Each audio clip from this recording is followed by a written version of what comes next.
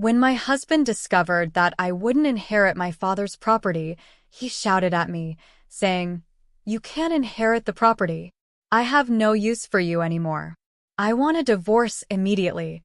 Following that, I sought revenge on both my husband and my sister, who quickly remarried.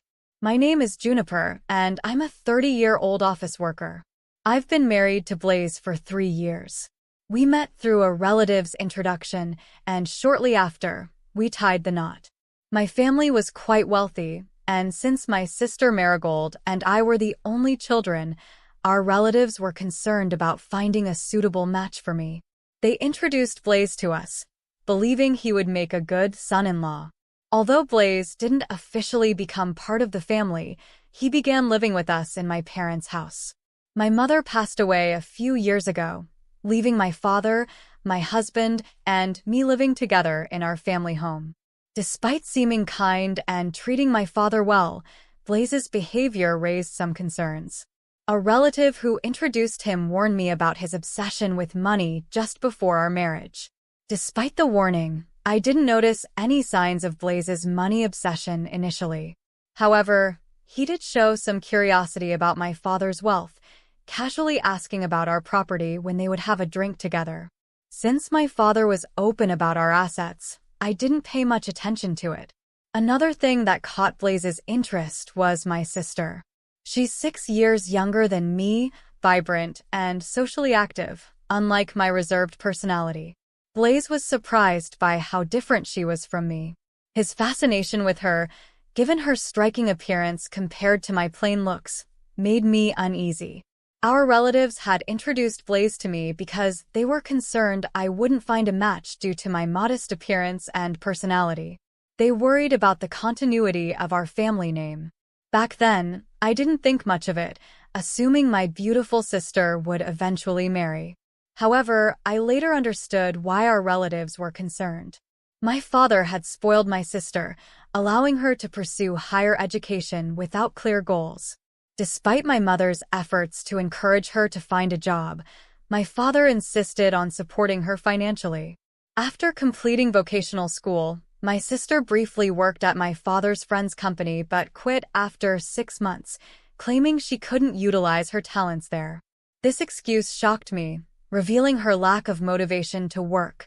My sister, who hadn't even held a job for 6 months, acted as though she understood everything about her work, leaving my mother and me astonished. Yet, my father seemed to believe her and swiftly found her another job.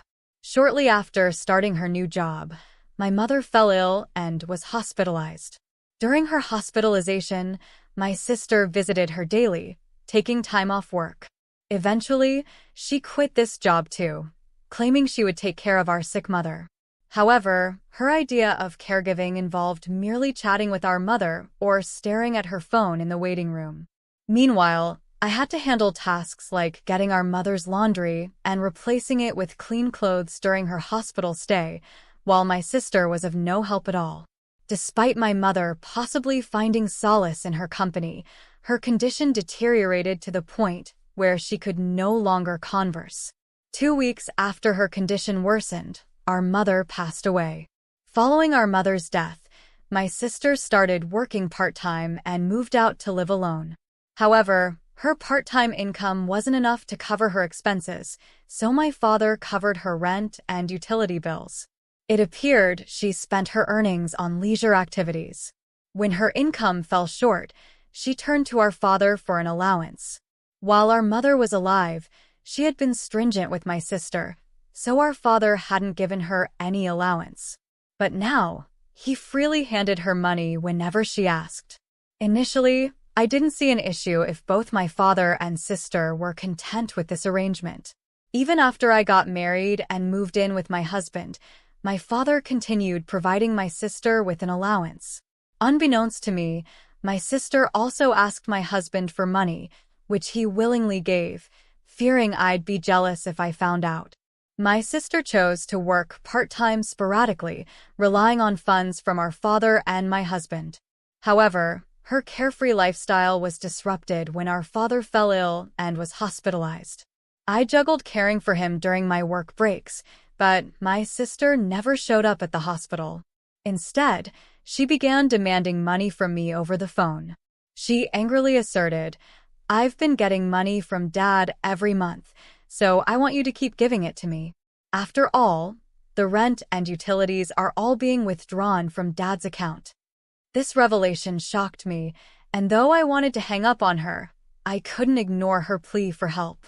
I inquired about the amount she had been receiving from our father, urging her to find a job to support herself. My sister responded grumpily, "You're so annoying. I've been getting $2,000 a month, and that's not including rent and utilities, by the way."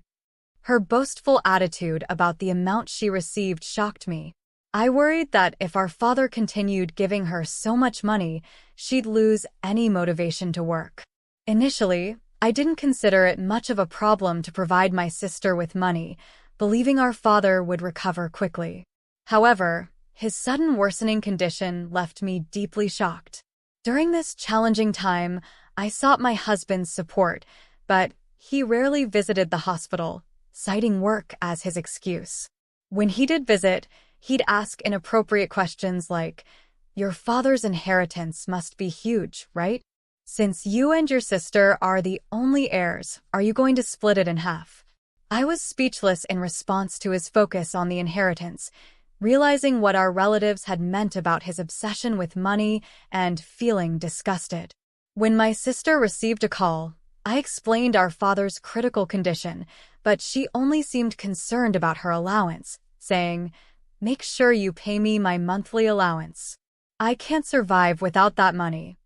Her selfish response angered me, especially considering the faint male voice I overheard, leaving me with a bad feeling. About a month later, our father passed away, and neither my sister nor my husband were present during his final moments. Reflecting on my mother's funeral, I understood the weight of funeral preparations. Yet, neither my sister nor my husband offered any help, and my sister didn't even attend. Although my husband did show up at the funeral, he disappeared afterward, claiming he had work. A relative who introduced us noticed his absence and questioned me about it, expressing concern over the chief mourner's absence. Once the funeral concluded, my husband grinned and asked about the inheritance, showing his true colors as our relatives had warned. Disappointed by his lack of empathy, I gave him an evasive answer, stating that my sister would inherit everything. His reaction was immediate, yelling, "What? You can't inherit any property? I don't need you anymore. Let's divorce right now."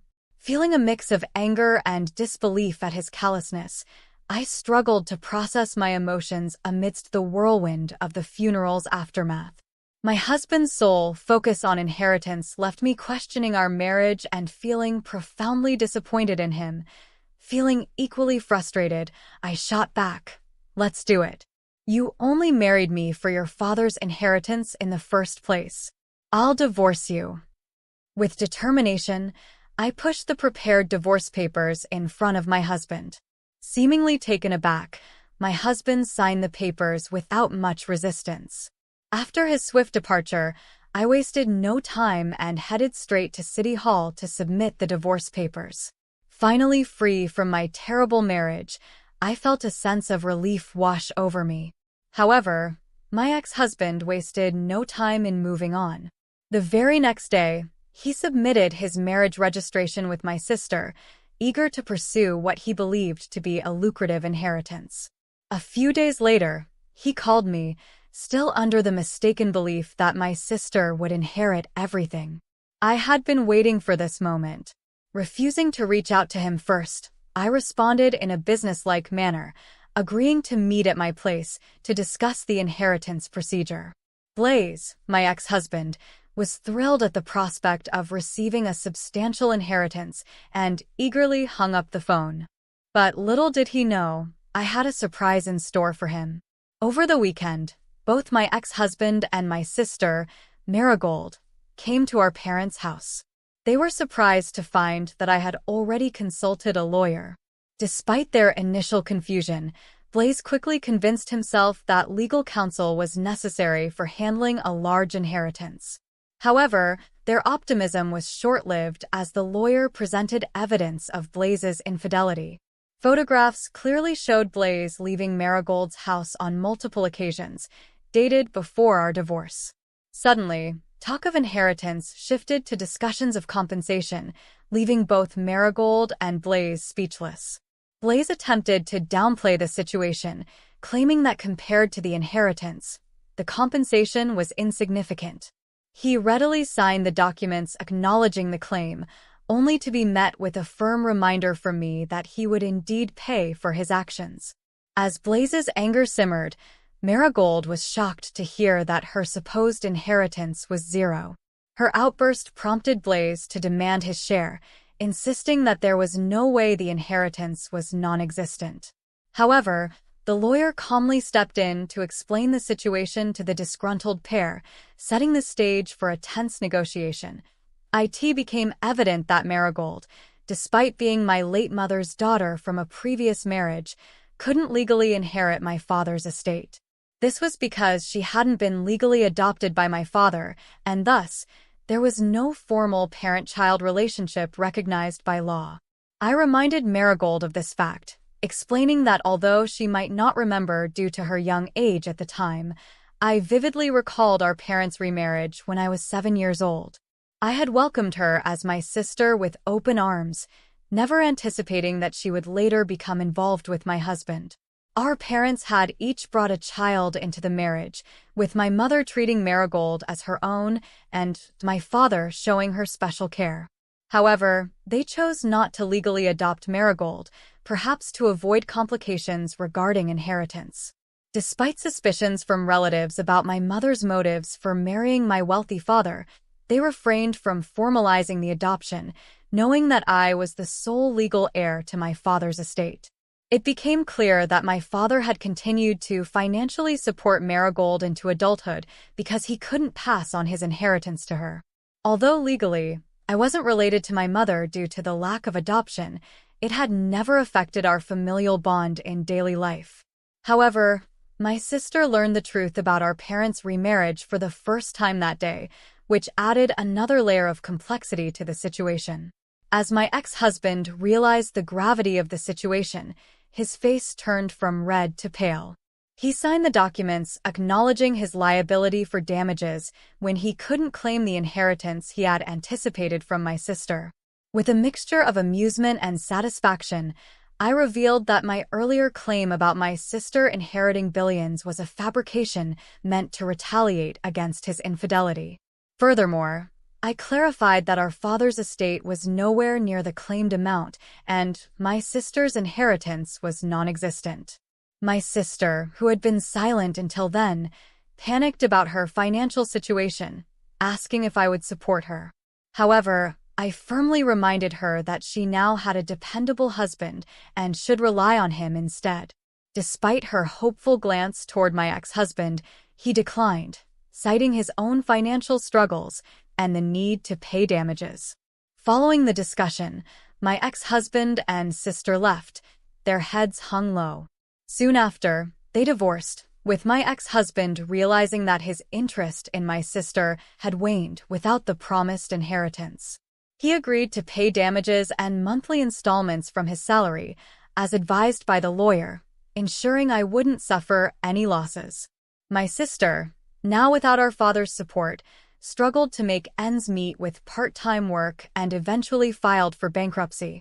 She disappeared, leaving behind debts and unanswered questions. Reflecting on my past experiences, I resolved to find a suitable partner for myself, determined to avoid repeating the mistakes of the past. After the tumultuous events with my ex-husband and sister, life took on a quieter rhythm. I found solace in the familiar surroundings of my childhood home, now occupied solely by me. Though the house echoed with memories of happier times, it also held the promise of a fresh start. As I navigated through the aftermath of my divorce and my sister's financial troubles, I began to rediscover myself. I delved into my work with renewed focus, finding fulfillment in my career and the independence it afforded me. Yet, amidst the daily grind, there lingered a longing for companionship and the warmth of a loving partnership. Despite my resolve to find a suitable marriage partner on my own terms, the prospect of dating again felt daunting. The scars of past betrayals still stung, casting a shadow of doubt over new beginnings. However, I refused to let fear dictate my future. With cautious optimism, I ventured into the world of modern dating, armed with lessons learned and a newfound sense of self-assurance. As days turned into weeks and weeks into months, I found myself gradually opening up to the possibility of love once more. Encounters with potential suitors brought a mix of excitement and apprehension, each interaction offering valuable insights into what I truly sought in a partner.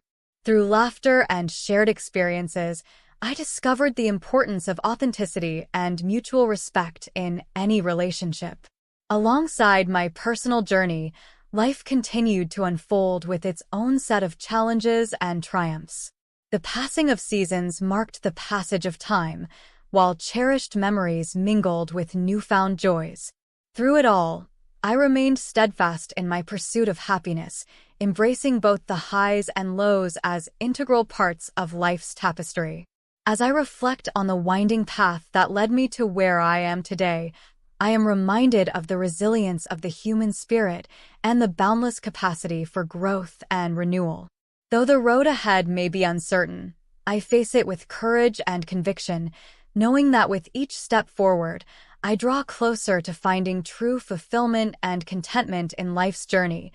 In the tranquil solitude of my childhood home, I found sanctuary amidst the chaos that had unfolded in recent times. The familiar sights and sounds of the house provided a comforting embrace, offering a refuge from the storms that had swept through my life. As I settled into the rhythms of my new reality, I immersed myself in activities that brought me solace and joy. I spent leisurely afternoons tending to the garden, the earthy scent of soil mingling with the sweet fragrance of blossoms. Each flower that bloomed seemed to whisper tales of resilience and renewal, a silent reminder of the beauty that could emerge from even the darkest of times. In the quiet moments between dusk and dawn, I found solace in the pages of books, their words weaving intricate tapestries of imagination and wonder. Lost in worlds both familiar and fantastical, I embarked on journeys of self-discovery, each chapter revealing new depths of insight and understanding. Yet, amid the tranquility of my solitude, there lingered a yearning for connection, a longing for companionship that tugged at the strings of my heart.